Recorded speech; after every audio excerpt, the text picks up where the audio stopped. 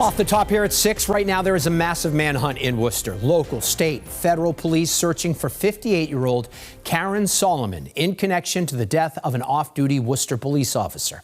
That officer's body was found at Solomon's home. Thank you for joining us. I'm David Wade. And I'm Lisa Hughes. Now officers are focused on two scenes, that home and a nearby pond.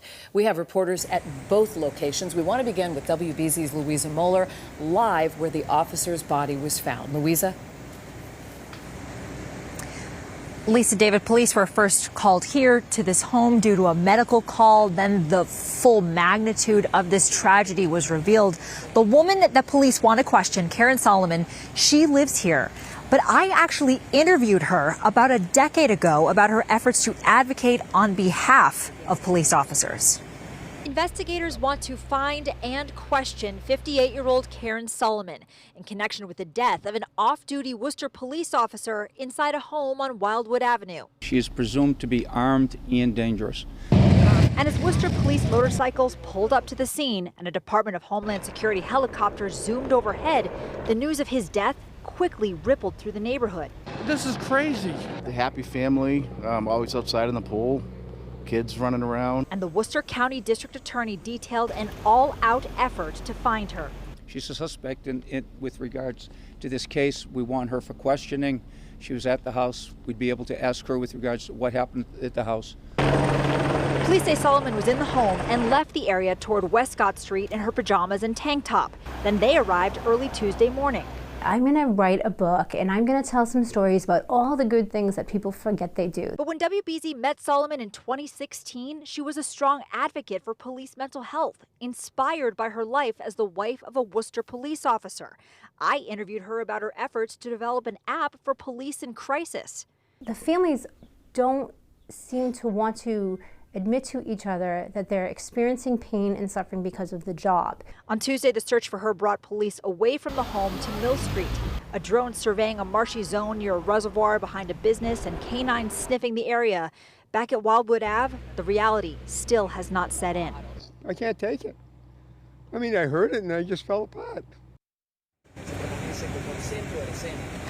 The Worcester County District Attorney says there were other people in the home at the time of this. He also says due to the domestic nature of this incident, he can't comment on Solomon's relationship to that off-duty officer.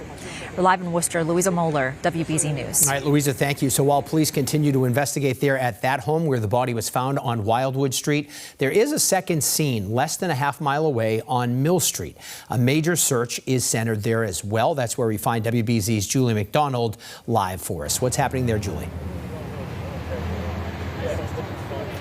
Well, David, the same unsettling picture here for neighbors. Mill Street just lined with cruisers here, state and local police involved in the investigation here. The yellow police tape stretched across Mill Street here is right in front of an animal hospital, and beyond the trees is Coe's Pond, the center of this second search location. The neighbors describe that beach area beyond the trees as a peaceful and popular place to relax. Some of them were doing just that this morning when they started to get the feeling something was seriously wrong. There were helicopters just kept surrounding me, above me and the lifeguards. It became 1, 2, 3. It continued to go on for hours. Yeah, this is surprising. I grew up here and I used to swim in there and fish. I've never seen anything like it down here. Like, this is like shocking, you know? Now, Wildwood Ave, where police were first called early this morning, that's just a few streets away from here, Mill Street. So many of the neighbors that have been waiting here for some sign of a conclusion this evening, they tell me that their thoughts are with the family at the center of this, but also with their city's police family, really immersed in this investigation while also mourning one of their own. Live in Worcester tonight, I'm Julie McDonald, WBZ News. All right, Julie, thank you. And what makes this all the more Curious is that the woman police are looking for made supporting police officers and their families her life's work. Louisa touched on this a little bit. Karen Solomon founded the organization First Help to address the mental health crisis facing first responders. The organization provides training and family support, tracks first responder suicides nationwide, and advocates for change at the state and federal levels. It also honors those who lost or those who were lost through programs, including a free camp for their children.